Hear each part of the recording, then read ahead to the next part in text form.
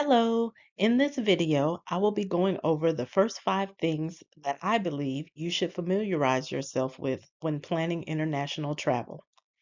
This video is for beginners who are interested in international travel but have no idea where to begin with getting the correct information that you need.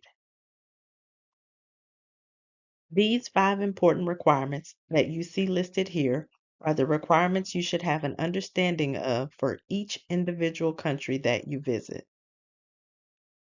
The best place to start with getting information for your destination is the U.S. State Department website. There is a search function there where you can input the country that you are visiting, and this information will be available along with links to the prospective country's immigration website. I also have a video that walks you through this process, and I will link it in the description box below. The passport validity and blank page requirements vary across countries. In this slide, I have included a few samples of what you may see as passport validity requirements. There was a blank page requirement sample on the previous slide that showed the sample State Department country overview.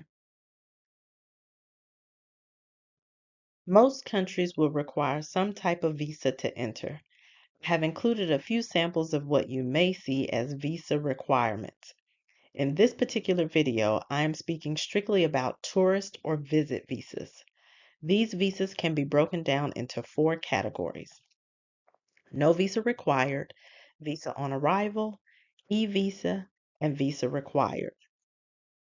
No visa required is pretty self-explanatory. You don't need a visa for entry into the country unless you're trying to do activities other than tourism. Visa on arrival. You don't have to take any additional steps prior to your departure. When you arrive in the country and go through immigration, you are generally granted access for whatever specific amount of time your particular passport allows you to visit. An e-visa is a visa that you're required to obtain online. These can be approved immediately or within the allotted time that is disclosed on the intended country's embassy or consulate page. Visa required. These countries have specific requirements that you have to fulfill prior to departing your home country or a neighboring country if you are already in travel. Some of them require travel itineraries, passport photos, and potential other documents for approval. You will also generally have to send your passport to their consulate or embassy or go to one of their offices in person if they offer in-person or expedited services. This topic becomes more in-depth if you want to work, go to school, or do activities other than tourism. Vaccine requirements. You need to find out if you need specific vaccines to enter the country and make sure you have the vaccines necessary for any countries that you have a transfer or a layover in. This is important because I remember one time I was flying back to the US from South Africa and I had a layover in Sao Paulo, Brazil. The yellow fever vaccine is required for flights entering from South Africa. There were some other Americans on my flight that didn't know that because the vaccine is not required coming from the US. They were not allowed to board and they either had to book different flights through a country that didn't require the vaccine since they didn't have it, or they had to get the vaccine there in South Africa and wait the required number of days before rescheduling their flight.